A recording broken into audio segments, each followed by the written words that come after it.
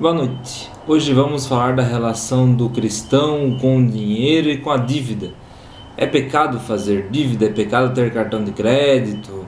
É pecado ter ambições ou sonhos? Como é que funciona essa relação do cristão com o dinheiro? Eu queria aqui citar uma frase do Francis Bacon que vai resumir muito do que a gente vai falar hoje. Ele diz que o dinheiro é um bom criado, mas é um mau senhor.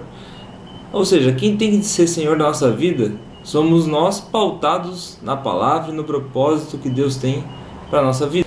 Em resumo, a gente não tem que se adequar ao conceito de status imposto pela sociedade. E o que é status? Vamos ler aqui junto uma frase do Will Smith. Status é comprar alguma coisa que você não quer, com dinheiro que você não tem, para mostrar a pessoas que você não gosta aquilo que você não é. Basicamente, isso resume uma situação em que o domínio próprio já não está com a pessoa, mas ela já entregou esse domínio à própria sociedade ou à imagem que a sociedade faz dela. É uma pessoa que já está vivendo de imagem e não se preocupando com o ser, mas somente com o ter. Mas diante de tudo isso, como é que o cristão deve se portar em relação aos seus sonhos materiais, em relação a dívidas inesperadas que ocorrem, ou em relação mesmo a contas que são do dia a dia, que às vezes saem do controle, como a escola dos filhos, a luz, o telefone? A resposta de tudo está na cobiça e na mordomia. Claro, são coisas antagônicas, né? Mas em resumo, nós cristãos somos mordomos daquilo que Deus nos dá. O dinheiro não é nosso, o tempo não é nosso, a vida não é nossa. Deus nos deu de graça e por misericórdia. E por isso mesmo a gente é mordomo daquilo que Ele nos dá. Assim, qualquer coisa que a gente fizer com os recursos que Ele nos deu, deve ser submetida à Sua palavra, à Sua vontade, para que possamos agir de acordo com ela. Eu queria ler aqui com vocês a passagem de Tiago 1, 14 a 17, que resume muito bem o que é a cobiça e finaliza dizendo que para Ele, Deus são todas as coisas. Vamos ler juntos?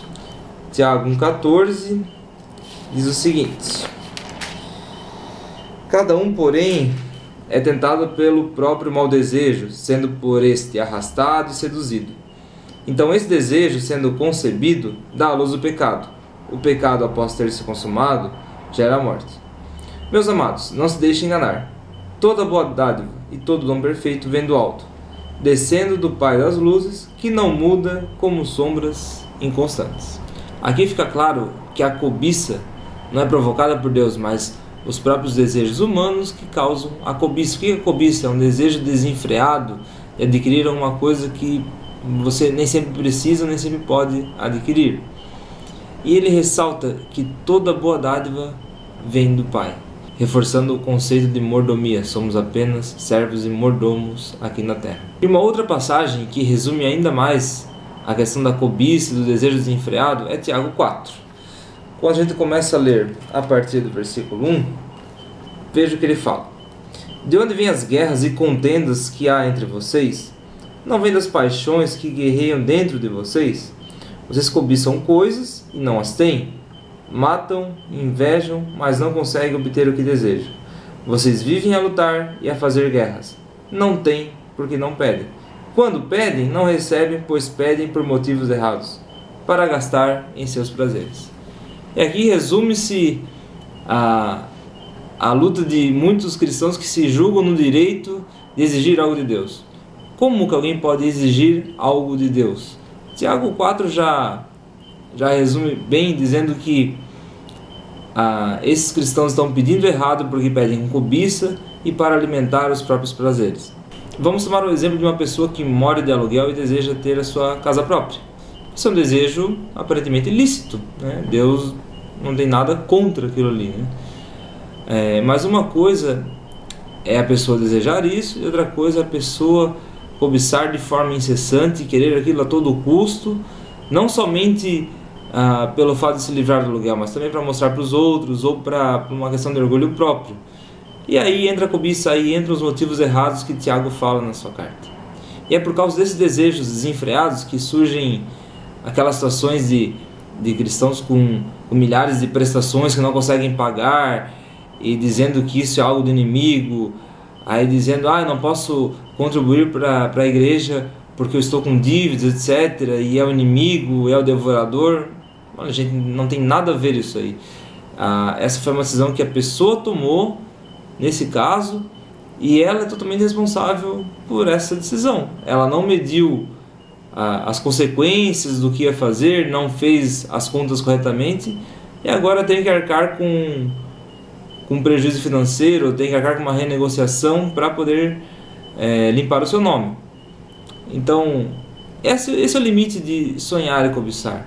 E por causa do exemplo que citamos anteriormente, muitos tendem a atribuir a responsabilidade ou a solução do problema para Deus, sendo que elas mesmas criaram o problema e talvez sequer ouviram a Deus para tomar as decisões. Sequer consultaram, sequer imaginaram se aquilo poderia ser realmente algo que Deus queria para a vida delas. Repito, nós somos servos e mordomos, não temos direito de exigir nada. Assim como cristãos, a gente deve cooperar e andar junto com a vontade do Pai. Pode ocorrer situações de aperto financeiro? Pode, Deus permite que esses tipos de problemas ocorram com os cristãos. E nesse caso, a gente vai fazer duas coisas: é o orar e labutar. É o que Lutero falava lá na Reforma. Você ora, você pede a Deus a orientação, mas você faz a sua parte. Você de alguma maneira faz o seu máximo para resolver a situação. Você faz a sua parte, que Deus com certeza fará dele. Pois Deus é um Deus que ama e cuida da gente. E por falar em amor, essa é a única coisa que o cristão não deve dever de maneira alguma. Isso é ratificado em Romanos 13:8. Veja o que fala a palavra. Não devam nada a ninguém, a não ser o amor de uns pelos outros, pois aquele que ama o seu próximo tem cumprido a lei. Eu queria finalizar esse vídeo de hoje com essa palavra. O que não podemos dever de maneira alguma é o amor. As demais dívidas, se foram cobiça nossa, se foi uma decisão errada nossa, a gente chega a Deus, se arrepende e busca uma solução. Faz a nossa parte e Deus fará a dele também. E se por acaso você não consultou a Deus e tomou uma decisão errada, sempre é tempo de aprender e voltar-se para Deus. Você conversa com Deus, se arrepende e toma um novo rumo. É isso que quer dizer arrependimento, conversão, metanoia. E como ação preventiva, eu e você sempre devemos vigiar nossa cobiça. Estamos querendo algo que não precisamos? Temos realmente os recursos necessários? E ainda, estamos deixando de ajudar alguém que precisa mais do que a gente e que poderíamos ajudar? A missão do cristão nesse mundo, de maneira alguma, é acumular bens. Mas também não precisamos partir para outros extremos e não ter nenhum. Mas a missão do cristão aqui é amar o próximo, ajudar o próximo, inclusive com os recursos que tem.